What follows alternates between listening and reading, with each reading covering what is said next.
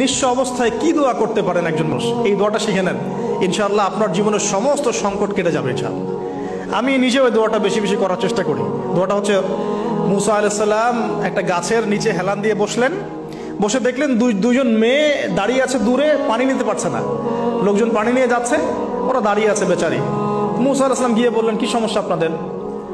এটা নিয়ে আপনারা আবার মেয়েদের সাথে কথা বলার চেষ্টা করেন, ঠিক আছে? তো মাহারাম গায়রা মাহারাম মেনে চলে। তারা বললেন যে আমাদের বাবা অনেক বৃদ্ধ মানুষ, আমরা পানি নিতে পারি না যতক্ষণ না আমাদের কম পানি নিয়ে চলে যায়। মুসা আলাইহিস সালাম একটু বললাম না, ফিজিক্যালি খুব স্ট্রং ছিলেন, থাকে না বডি বিল্ডার, সামনে গিয়ে কথা বলে সরো পানি নিতে দাও, তখন মানুষ একটু মূল্যায়ন করে না। তো মুসা আলাইহিস সালাম এভাবে পানি নিয়ে দিলেন এবং বাছুরদেরকে পানি পান করালেন, করিয়ে গাছের নিচে এসে বসে আছেন। বসে বসে তিনি দোয়া করছেন, এই যে দোয়াটা তিনি দোয়া করছেন, রব্বি, একটা নেক কাজ করলেন, নেক কাজ করলেন না, মানুষের উপকার করলেন, নেক কাজ করে এসে গাছের নিচে বসে দোয়া করছেন, আল্লাহ এখানে তো আমার খাবার পানি বাসস্থান কিছুই নাই, আমি কি করব?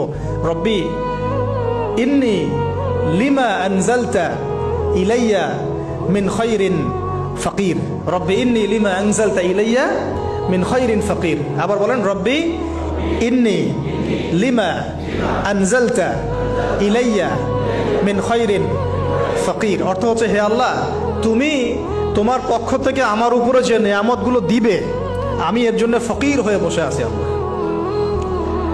অর্থ বুঝে পড়বেন ভাই, নামাজ রোজা হজ জাকাত যাই করেন আল্লাহর ওয়াস্তে অর্থ বুঝে পড়বেন। অর্থ বুঝে পড়লে আপনার ইবাদতের স্বাদ পাবেন, তৃপ্তি পাবেন, আল্লাহর সাথে কানেকশন হবে, আল্লাহর নূর পাবেন, মাআরিফত পাবেন, সত্য স্বপ্নও দেখবেন তখন ইনশাআল্লাহ। তখন সত্য স্বপ্ন দেখবেন ইনশাআল্লাহ। আল্লাহ পাক তৌফিক দান করে দেন।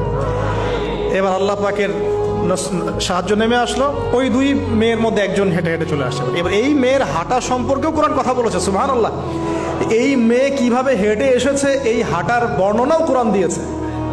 কোরআন বলেছে এই মেয়ে হেঁটে আসছে লাজুক পায়ে। এখন আপনি এই পুরো ওয়ার্ল্ডের মেয়েদের হাঁটা দেখেন, লজ্জা আছে? তাহলে মেয়েদের সাথে লজ্জা একটা গভীর সম্পর্ক আছে।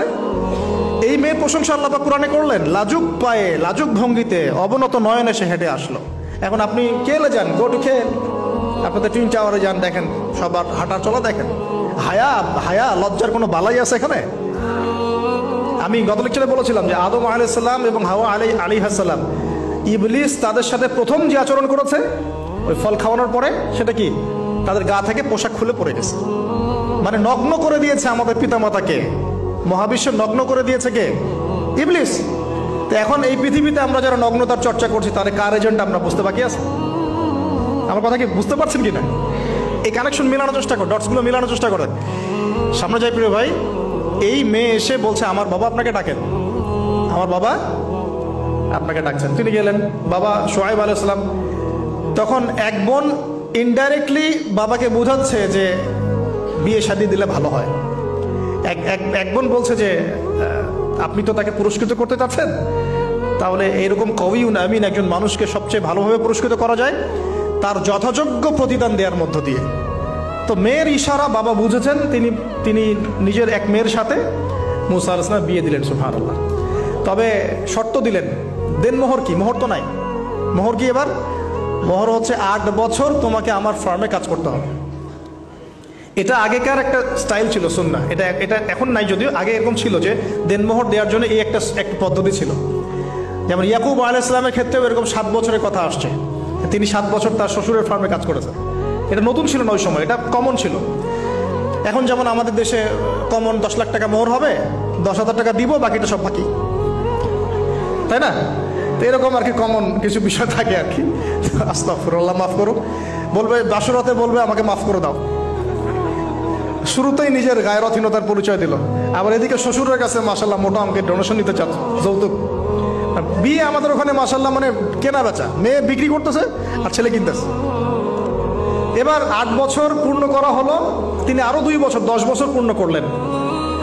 এই 10 বছরে মুসা আলাইহিস সালাম নবী